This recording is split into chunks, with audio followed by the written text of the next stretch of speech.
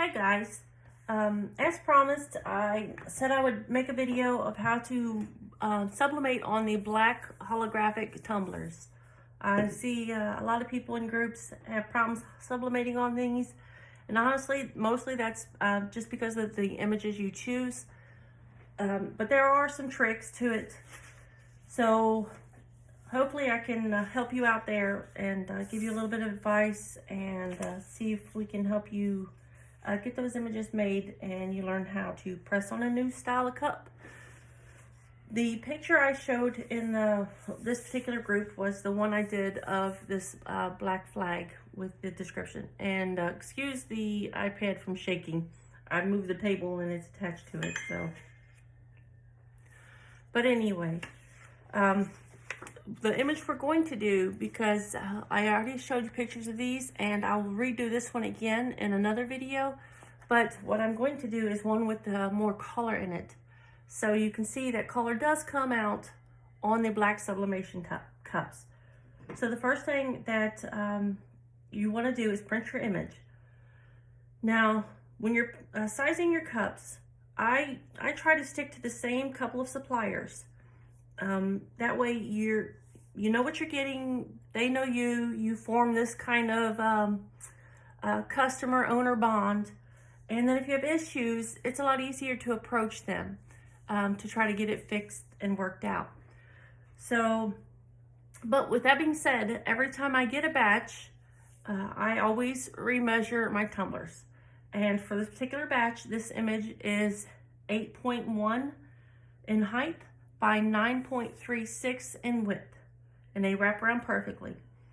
Trimming, the only things I trim on my images is these two ends here. Trim the white off of them. That's what wraps around your tumbler. I don't trim the top and I don't trim the bottom, and I have a reason for that. But we'll go over that as we go. So like I said, first thing you're going to do is you're going to print your image. I use Owl ink and Owl ink paper. You see, it's a beautiful, bright color image. My settings on my printer are matte and high quality, because this is technically like a matte paper. It's not a glossy paper, so you want to adjust your settings to your printers. I can't tell you how to do that. I can only tell you how I do mine. But adjust your settings, slow down your print. That'll help with your wheel marks. And by doing high quality prints, it puts the ink down a little better. It's slower, so the ink has time to dissolve or to go into the paper and not leave those wheel marks as it's rolling across, and it'll help you out. So first thing we do is we wrap our design. Now, if I have an image that's lighter on one side and darker on the other, that darker image always goes down first. Because if you put the lighter image down first and then the darker over top of it, that dark is going to bleed through this paper and it's going to be on your cup, and you're going to see that overlap. The way I size and trim, I really don't have much of an overlap as it is, but it does help. This one won't matter because the sides are the same on each side, except for this over here, which isn't going to meet up, but I'm going to go ahead and put this side down anyway because of these blood marks.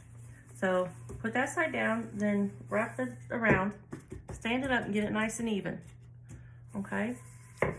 I can tell this one's nice and even because it has the white marks in it and I can see them lining up. So get your image nice and lined up, because if you don't, your cup's gonna be messed up right from the beginning.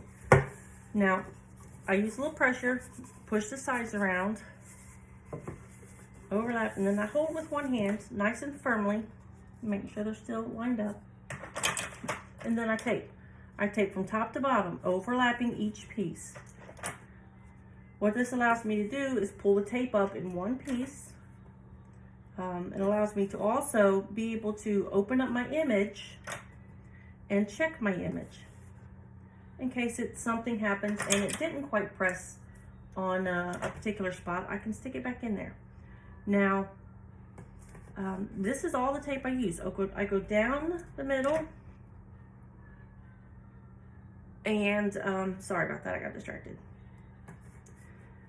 And tape all the way down, overlapping as I go, and then I use two more pieces to go over the edges. Before I put those other two pieces on, just run your thumbnail up through there and make sure that tape is pressed nice and firm so it don't come loose on you and your image shifts. Because that will create a blur in your image if it shifts. All right, now when that's done, I turn it upside down and I tap my tuck down just until I see my image. There it is. So, all right, that looks good enough for me.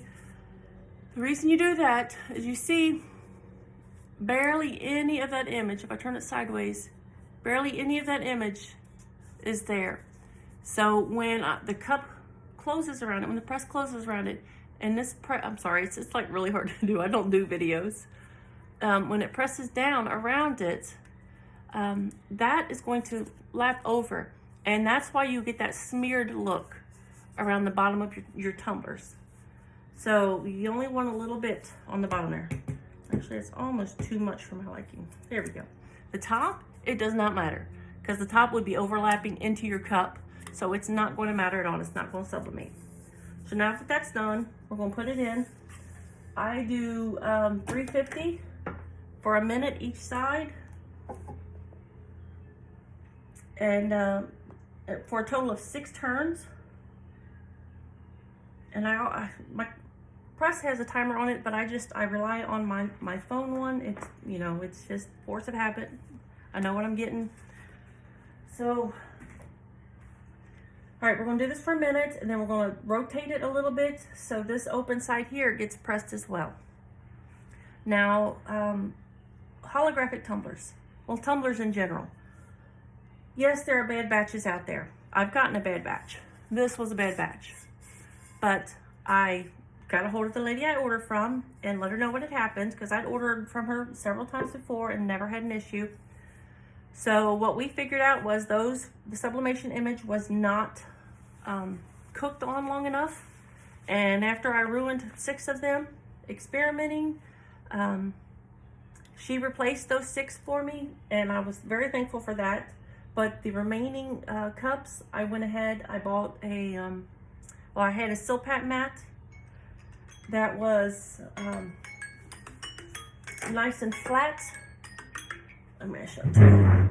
Excuse me. See, it's nice and flat and smooth. That's what you want. You don't want a Silpat mat from your baking sheets that has the ridges or it's kind of rough, because it will leave an impression. That's why I ruined 6 cups trying to experiment. So a nice Silpat mat, and then I just wrap that around the cup and I put it in my press, and I baked it in my press. I say bake. Yes, I know it's just heat, but it's still cooking it in my press, rotating it just like I would normally if I was making a tumbler in 6 more minutes, and then I let them cool down at room temperature. And once they were done, I repressed an image and it pressed on it. So if you get a batch of tumblers and one's ruined, it's not the end of the world. It's not the last thing, you know, ever. Just keep a Silpat mat handy. Bake the rest of them. If you're an oven person, bake them in the oven. But just redo them a little bit with some heat, and they'll be okay. So what I've done now is, after my first 2 minutes, I've pulled it down, and we're going to sublimate these ends by themselves.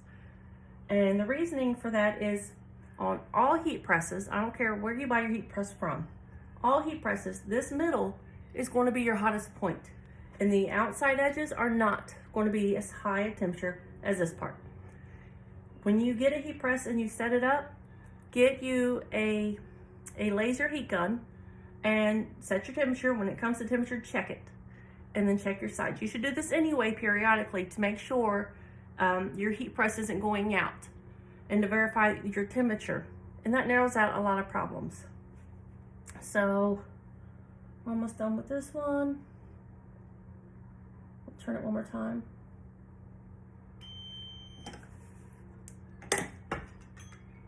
And let's see, what else? I'm trying to think of what else we can talk about. Oh, sublimation tumblers. This is a mint green one. You know, all the different colors on it. Of course, it's a lighter color, so it's easier to have something show up. But this was a dark blue one. And the trick to doing something like this, when you want the image to be the color of the cup, make the rest of your image black. And your image that you want to show through with the holographic will come through, and the rest of it will be hidden. So do a darker background. This is the white ones, white backgrounds. So there's there's pink, there's all different colors to use, and they all excuse me, they all work great. So we're getting ready to do our last 2 turns with this one. Another thing I don't do is, you see my tape is right here. I never have the tape at the top, never, because that just leaves room for error. Where when your paper's pushed together, you could pop your tape open. I do use the thin line tape, either the green or the clear. It's for me, it's worked best as far as not leaving any tape residue or tape marks on my tumbler. In the beginning, I did experiment with different tapes, and you know, taping all the way across everything, taping the edges, and I would have tape marks. So getting into a new hobby, you always have to give yourself time to learn your equipment and learn your designs and learn how they work together before I really recommend ever thinking about selling. I did cups for about a year before I started selling them, and just to make sure I knew what I was doing, and I had faith in my products that I was going to send out. So learn your products is the best thing you can do. I don't remember if I mentioned this already, but so I'm going to re-mention it real quick. The reason I only do this much tape is because this is pretty much, what's the word? Food coloring. It's pretty much food coloring ink. It's not food coloring, so don't get in your cabinet and get food coloring and think you can press it. But it's not like the ink that's in your printer for your documents, your Word documents and stuff. It's totally different ink. That's why it works differently than that ink. With that being said, when you put this water-based ink in heat, especially if you've just printed an image that's still wet, it's going to create steam. And what that steam's going to do, if it's locked in there, is going to cause ghosting. So I think I'm going to do this end here a little bit more. You can kind of look at your image and see if your image, I forgot I pressed something else and I didn't tighten it back up. See if your image, if you can see your image clearly through this, then you know you've probably got a pretty good press on it. Anyway, back to the taping. So this allows the air, the steam, to escape instead of causing air pockets in there, which could lead to ghosting as well. So the way that I print, the way that I tape on my tumblers, this works perfect. So like I said, I can't speak for those that work in ovens and or those that have done it different ways. This way is what I do, and this way is what I've learned works. So all right, we're almost done. Let me just press that side a little bit more. And the way I tape them allows me to, when it's done, to kind of open it up and have a look at my cup before pulling it all the way off. That way, if I see something has not pressed all the way or it's too light in a spot, I can close it back up and put it back in without fear of my paper shifting, which is what I'll show you in just a second here. All right, I think we're going to be good. You're going to roll it. You're going to look at what side it was your top again. And it was this side. So we're going to pull these 2 pieces of tape up here. Be careful, this is real hot. With this hand, if you're right-handed like I am, I hold it with my left hand really firmly on this side so I can lift this part up and have a look and see if there's any ghosting anywhere or something that didn't quite press all the way, which I see a little bit here in the top. So I'm gonna roll it back up, and because I've held it really carefully and really tight, I can close it back up without shifting and going again. And that was actually the top part, which I was already redoing anyway. So I'm gonna tighten it back up, and I realized I was doing something else that was bigger, and I didn't retighten it or make it smaller for these cups. So that's probably why my top is not quite there. And again, that's my fault, but if I had been correct when I started, it wouldn't have been an issue. So we're just gonna let this go for just another few seconds on that top. And once I'm done and I pull the paper off completely, I'm gonna go give it a quick rinse under cold water, wipe off any white residue that may be there from the paper. That happens from time to time.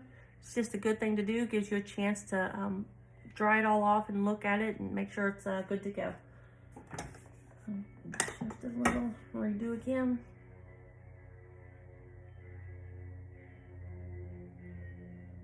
And these little stickers on the bottom, I wait until it's all done pressing. It's hot, so I'm trying not to burn myself. And they come off a lot easier than trying to dig it off as a cold one if it's on there stuck really good. If it's stuck on really good, just wait till you're done pressing your tumbler and then pull it off right when you're pulling your paper off. All right, I'm gonna check it one more time.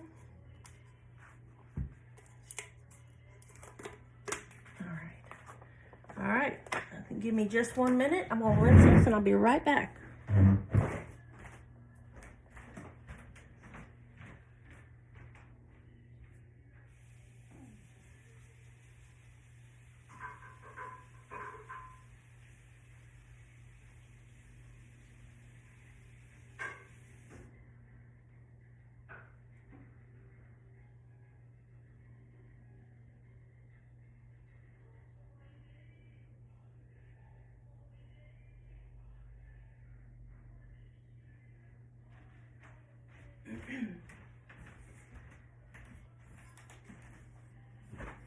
All right, guys, it's all done.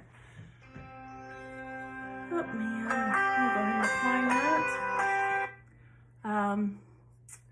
There you go. Chapstick, your nice red showing through. That is actually the black tumbler there. And because the image had black on it at the top, kind of just makes it look like a little mat. This is our seam here. That's how you do a black sublimation tumbler to get color. Good luck.